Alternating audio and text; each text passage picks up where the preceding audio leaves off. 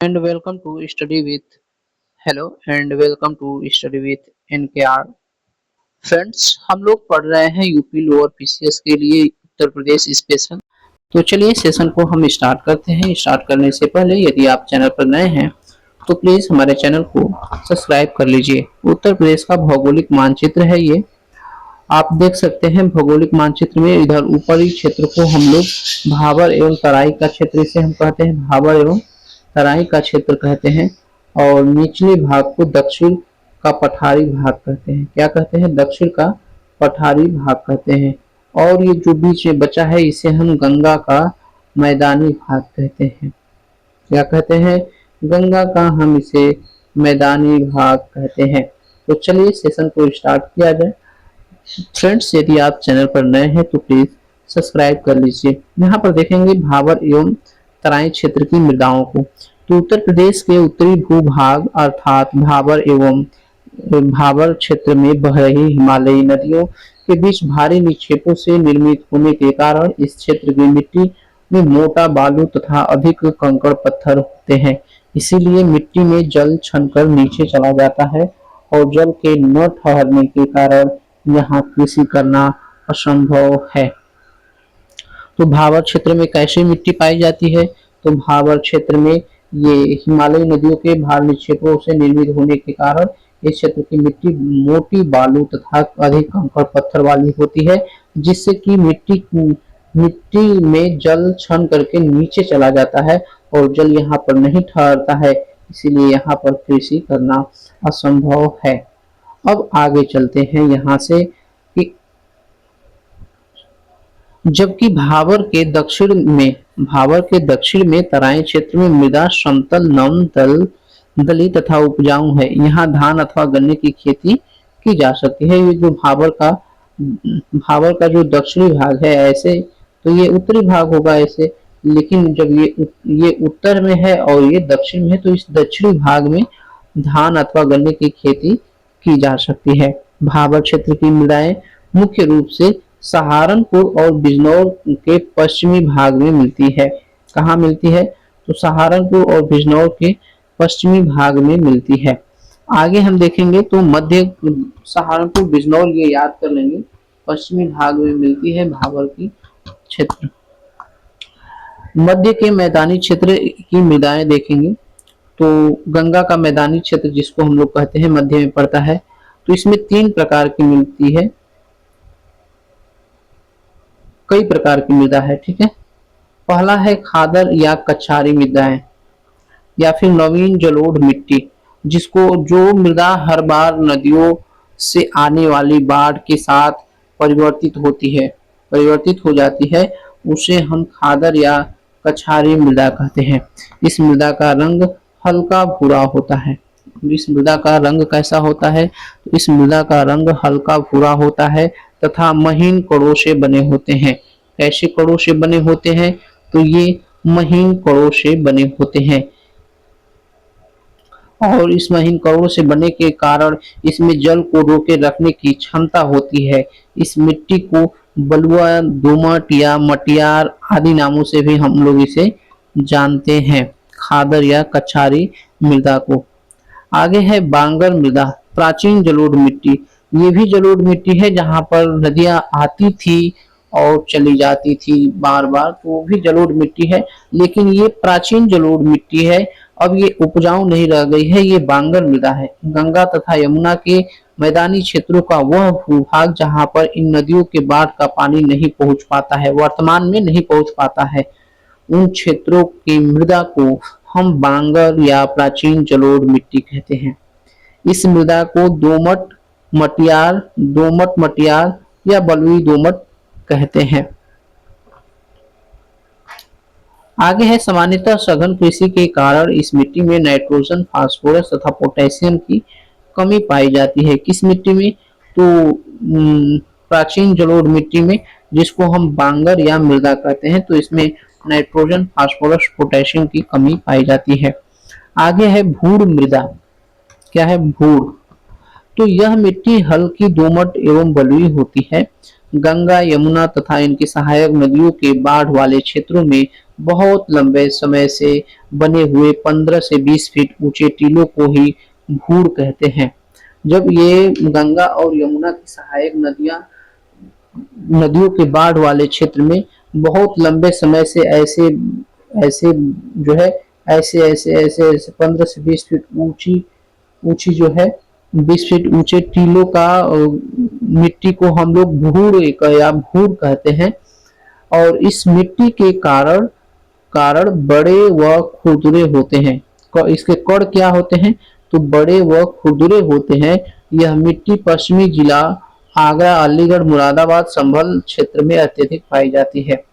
कहाँ पर पाई जाती है? तो आगरा, अलीगढ़, मुरादाबाद, संभल क्षेत्रों में अधिक पाई जाती है। संभल क्षेत्रों में अधिक पाई जाती है। उत्तर प्रदेश में सर्वाधिक जलोढ़ मिट्टी पाई जाती है।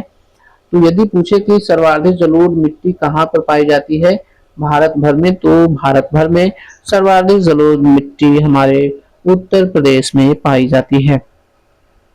नेक्स्ट क्वेश्चन की बात करें तो काली मृदा किसको कहते हैं?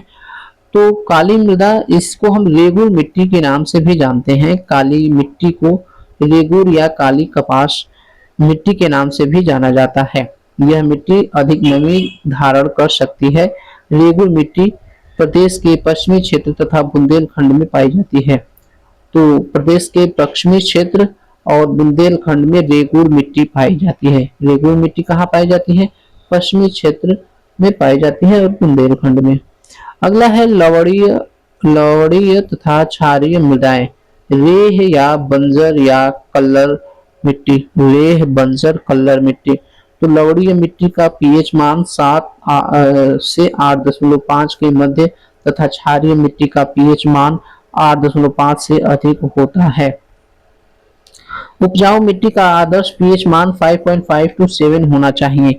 उर्वरकों के अत्यधिक प्रयोग, जल निकासी का उचित प्रबंध न होना तथा नदी नालों के रसायन युक्त पानी से अधिक सिंचाई करके प्रमुख कारण है। उत्तर प्रदेश के अलीगढ़, कानपुर, एटा, इटावा, मैनपुरी, जौनपुर, प्रतापगढ़, प्रयागराज आदि जिलों में ऐसी समतल एवं बंजर भूमि पाई जाती है।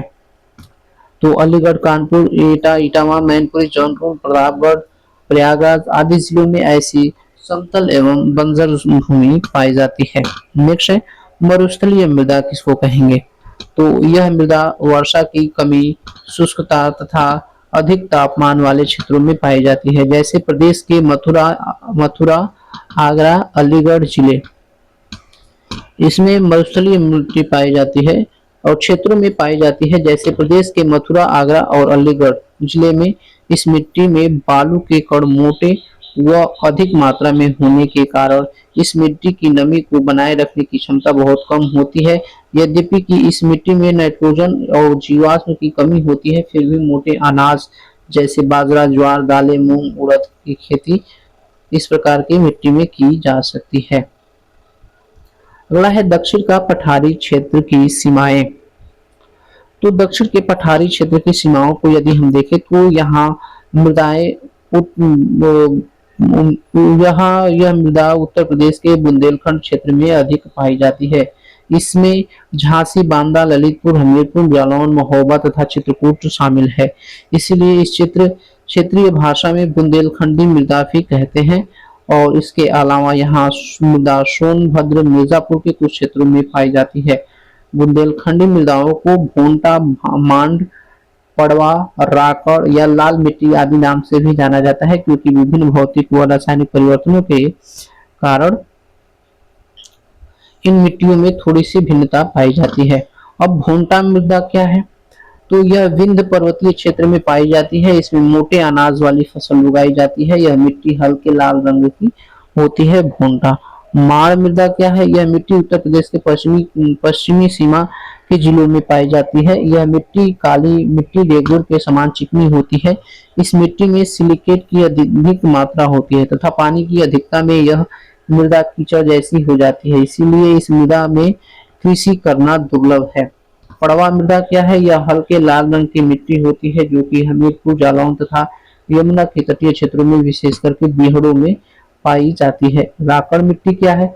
तो उत्तर प्रदेश के दक्षिण पर्वतीय एवं पठारी ढलानों पर यह मृदा अधिक पाई जाती है। यह लाल भूरे रंग की दानेदार मृदा होती है। इस मृदा में खरीफ में तिल और रबी में चना उगाया जा सकता है। लाल मृदा लाल मृदा प्रदेश के झांसी, मिर्जापुर, चंदौली, सोनभद्र के जिलों में पाई जाती है। इस मृदा में मृदा में दलहन, तिलहन और फसलें उगाई जा सकती है। इस मृदा में नाइट्रोजन, जीवाश्म, फास्फोरस एवं चूने खनिजों की कमी पाई जाती है। उत्तर प्रदेश के उद्गम स्थल के आधार पर नदियों को 3 श्रेणी में बांटा जा सकता है।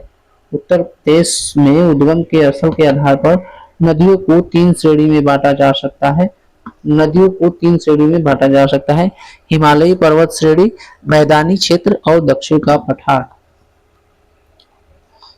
3 श्रेणी में नदियों को बांटा गया है। यहाँ पर आप देख सकते हैं हिमालयी पर्वत श्रेणी, मैदानी क्षेत्र और दक्षिण का पठार 1, 2 और ये 3।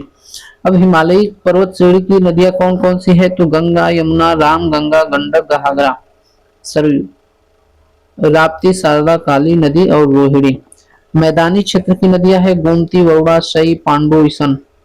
और दक्षिण का पठारी है रिहंद, चंबल, सोन, बेतवा, केन, कन्हार, टोंस, तमसा नदी, टोंस कहते हैं। तो ये रहा हमारा 3 क्षेत्रों में पाई जाने वाली हिमालयी पर्वत श्रेणी में गंगा, यमुना, राम गंगा, गंडक, घाघरा, राप्ती, शारदा। शारदा नदी को हम लोग काली नदी के नाम से भी जानते हैं और एक है रोहिणी नदी। अब मैदानी क्षेत्र की नदियां एक बार फिर से देख लेते हैं। तो मैदानी की गोमती, वरुणा, शई, पांडु, इसन। दक्षिण के पठारी भाग की नदियां हो जाएगा रिहंद, चंबल, सोन, बेतवा, केन, कन्हार, टोंस, तमसा नदी। टोंस को ही हम तमसा नदी के नाम से भी जानते हैं। आगे है उत्तर प्रदेश की नदियों के किनारे स्थित प्रमुख शहर। तो इसे जो है हम अगले सेशन में पढ़ते हैं, मिलते हैं। Thanks for watching. Please like, share, comment and subscribe.